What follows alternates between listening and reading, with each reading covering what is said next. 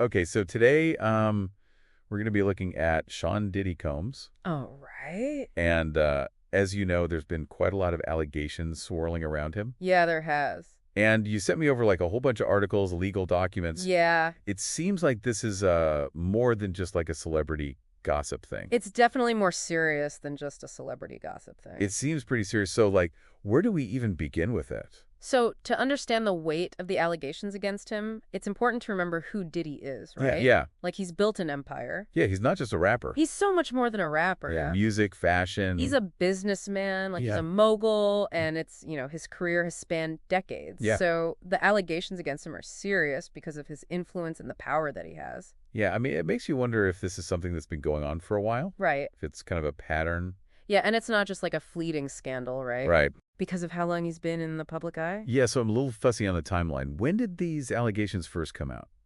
So the first time anything really came out publicly Okay. was back in 2021 Okay. when Cassie Ventura, Diddy's ex-girlfriend at the time, Right. hinted at some abuse in their relationship. Okay. She didn't come forward and say a whole lot of specifics, Right. but it definitely made 2O wonder what had been going on during their relationship. Yeah, and Cassie and Diddy, they were together for a long time. Yeah. Over a decade, I think. Yeah, you're right. They were together for 11 years.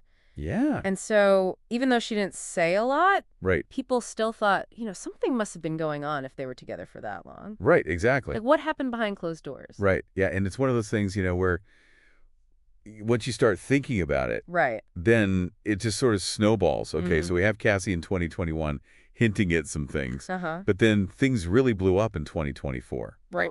Yeah, that's really escalated in 2024. Yeah. Multiple women came forward. Oh, wow. Yeah. With really specific details. Yeah, alleging both physical and emotional abuse that spanned different points in his life. Wow. Some of the allegations even included sexual assault Oh, wow. and coercion. Oh, my gosh. It was a huge deal. Yeah, I remember that. It really changed public perception of him. It's crazy how quickly public perception can change. Yeah. I remember before these allegations, Diddy was seen as this huge success. Yeah. The ultimate success story, kind of untouchable. Mm-hmm.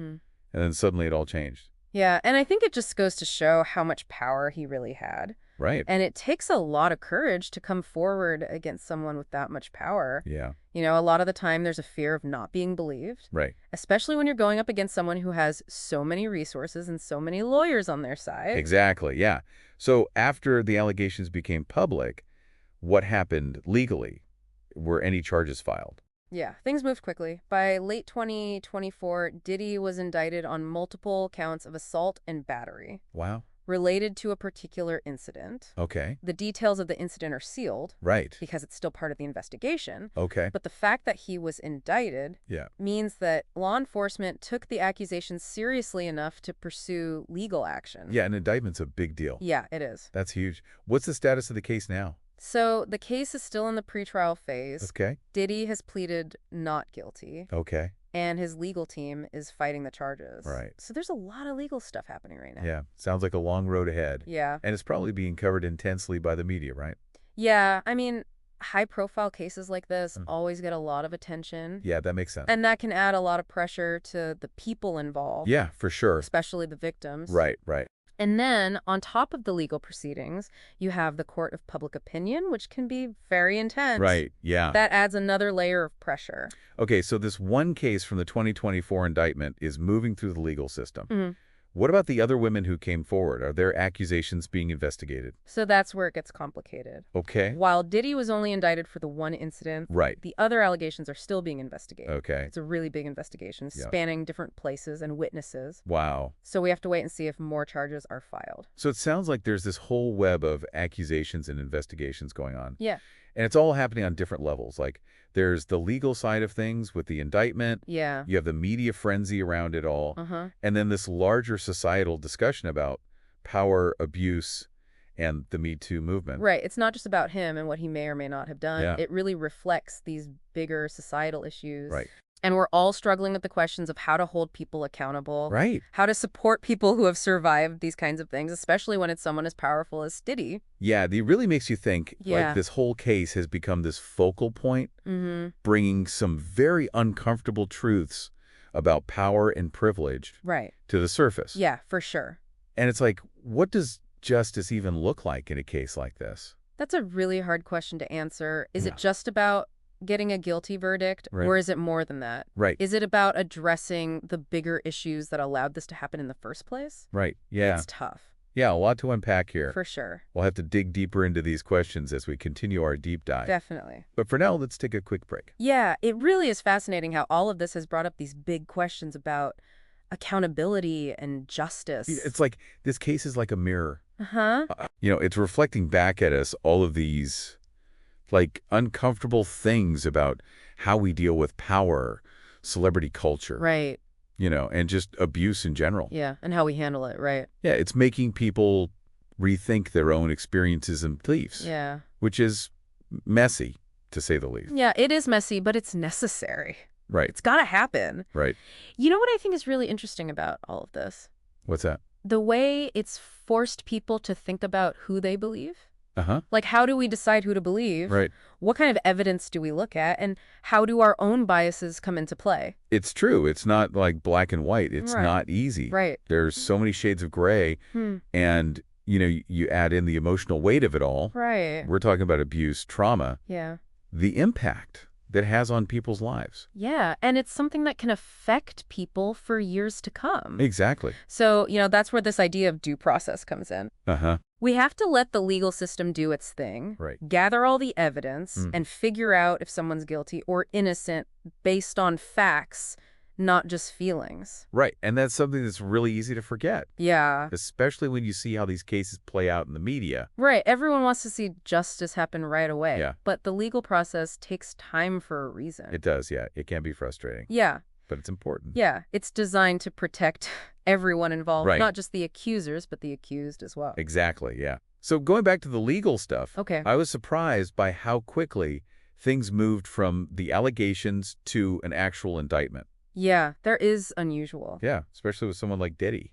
Right. He has a lot of resources. Exactly. But it also tells you that they think the allegations are serious. Right. And that there's probably strong evidence. Right, because a grand jury has to look at the evidence Exactly. and decide if there's enough to go to trial. Exactly. And an indictment doesn't automatically mean he's guilty. Right, yeah, it's just the first step. Yeah, but it's a big step. It is.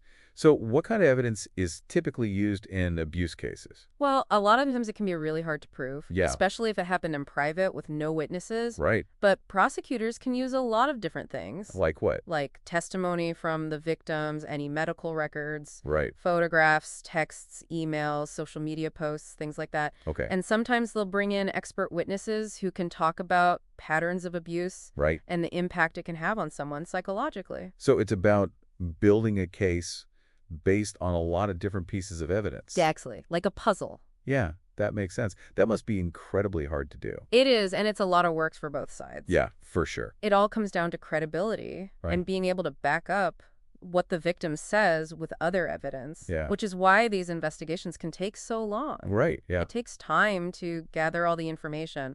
And to talk to all the witnesses, Exactly. it's definitely a reminder that justice takes time. It does. It's not like on TV, Right. where everything gets solved in an hour. Yeah, real life is a lot more complicated. Exactly, and so much messier. Yeah, and it's important to be patient Right. and not jump to conclusions. Exactly. We have to let the facts come out Right. and not get caught up in all the media hype. I agree. It's easy to get emotional about these cases, Yeah, but everyone deserves a fair trial, they do. regardless of who they are or what they're accused of, Mm-hmm. and that includes the victims. Of course. They deserve to be heard, Absolutely. to be believed, Yes. and to have their experiences validated through the legal process. It can be really hard to wait for that process to play out, It can. especially when you've been through something traumatic. Right, yeah. What happens to the victims while they're waiting for the legal system to do its thing? Well, that's why it's so important for them to have support. Okay.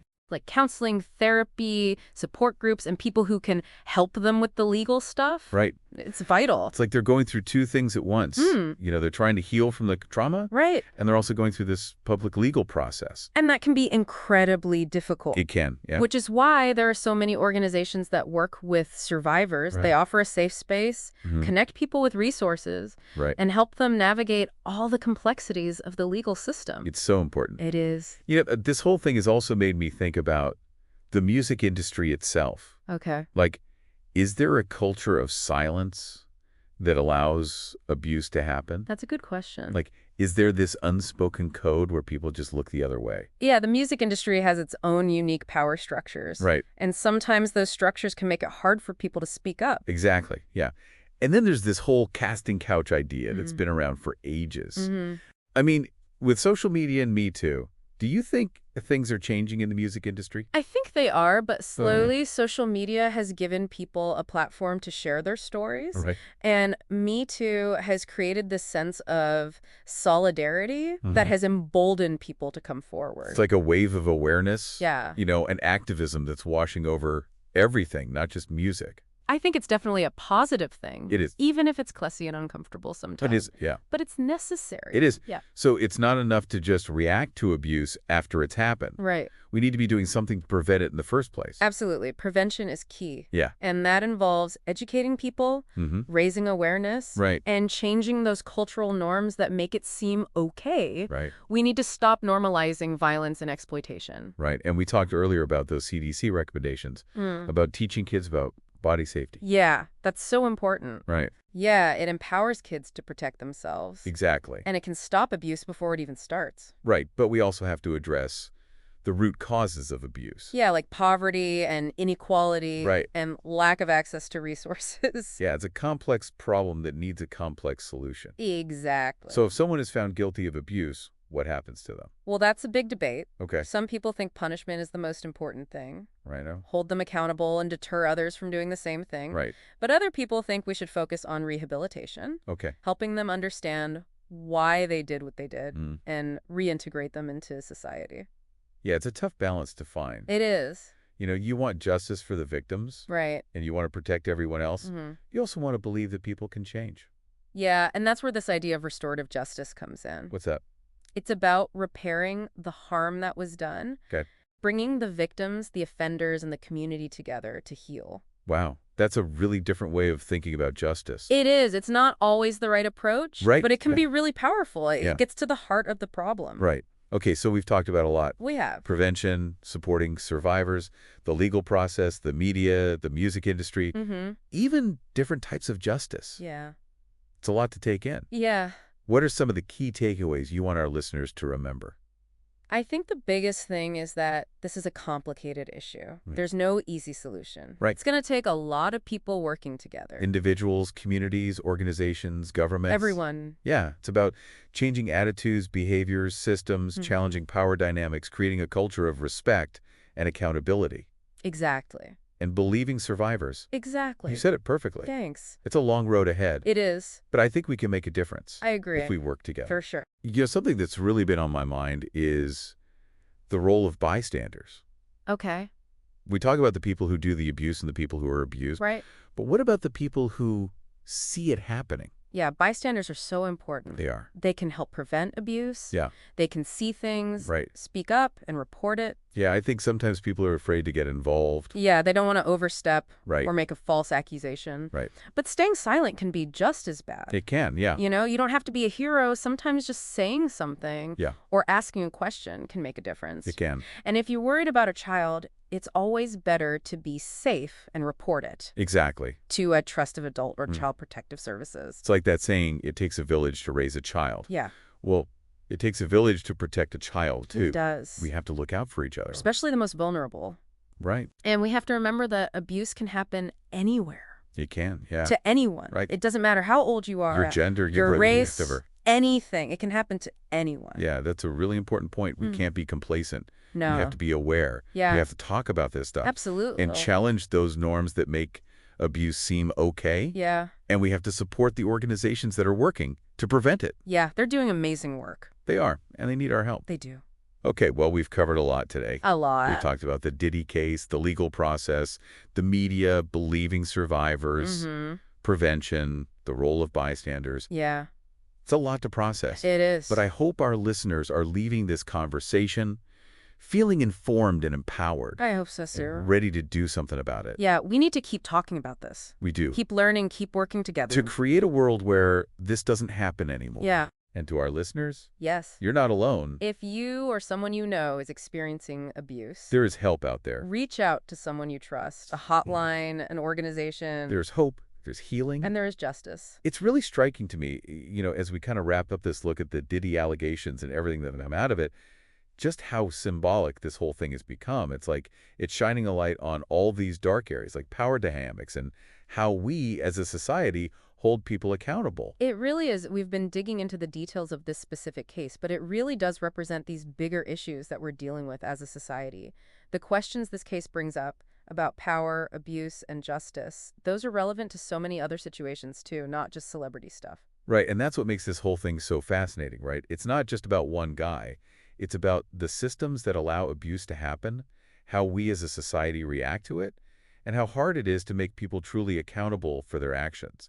Absolutely. I mean, just think about everything we've talked about, the legal process, the media storm around it, the impact of social media, how complicated it is to figure out who to believe.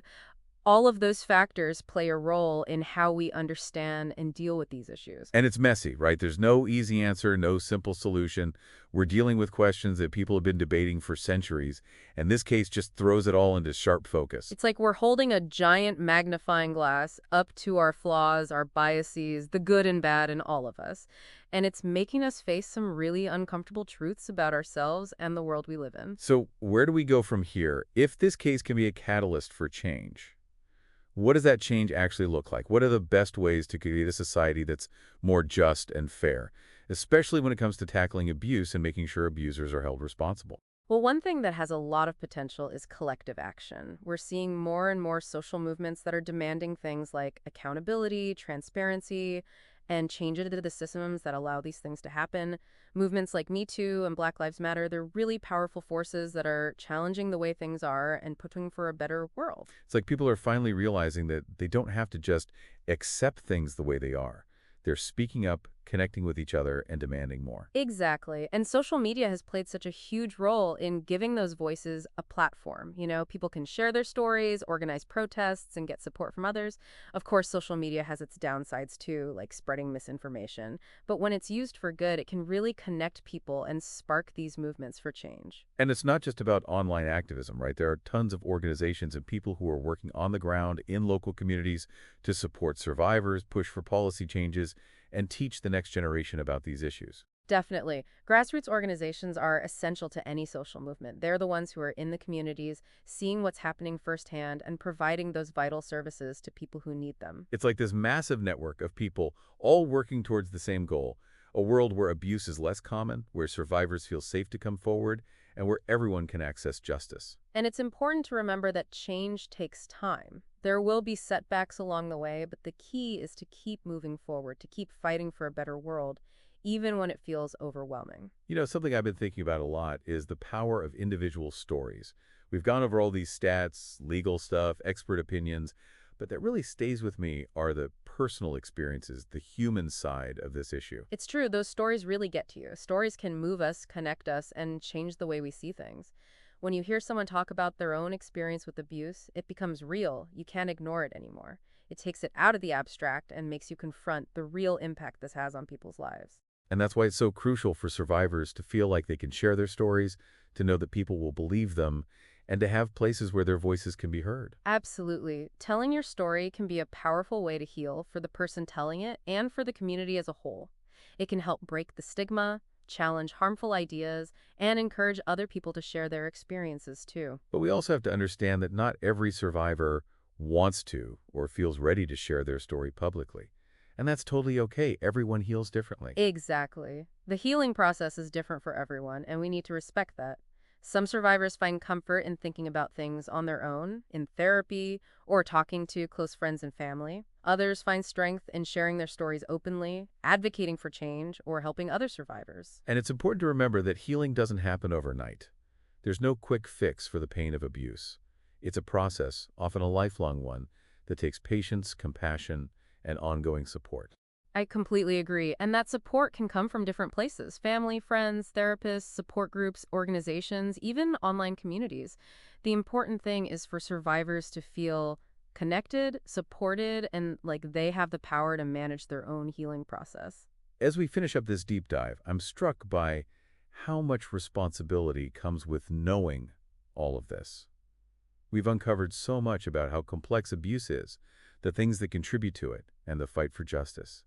What do we do with this knowledge? How do we make sure it doesn't just stay with us, but actually leads to real change? That's the big question, isn't it? I think it comes down to remembering that change begins with each of us.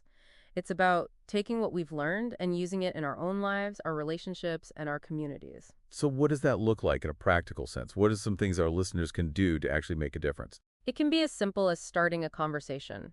Talk to your friends and family about these issues. Don't let harmful jokes or stereotypes slide. Learn about the signs of abuse and how to report it.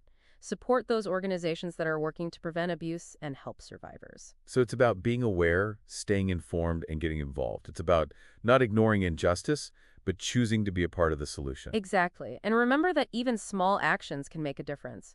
A kind word to a survivor, a donation to a local organization, a talk with a child about body safety, all of those seemingly small things can create a ripple effect, building a culture of awareness, compassion, and accountability. And it's about believing survivors. It's about listening without judging, offering support without strings attached, and trusting their experiences, even when it's hard to fully grasp what they've been through. You've hit on a crucial point there. Believing someone can be incredibly powerful. It can empower survivors to tell their truth, to seek healing, and to demand justice. And it sends a clear message to abusers that their actions will not be tolerated. So to our listeners, we want to leave you with this challenge. What will you do today, this week, this year, to contribute to a world where abuse isn't something we just whisper about, but something we confront directly, with compassion, courage, and a commitment to justice? It's a journey, not a quick fix. And it starts with each of us choosing to be the change we want to see in the world. Thank you for joining us on this deep dive. Let's keep talking about this, keep learning, and keep fighting for a better future for everyone.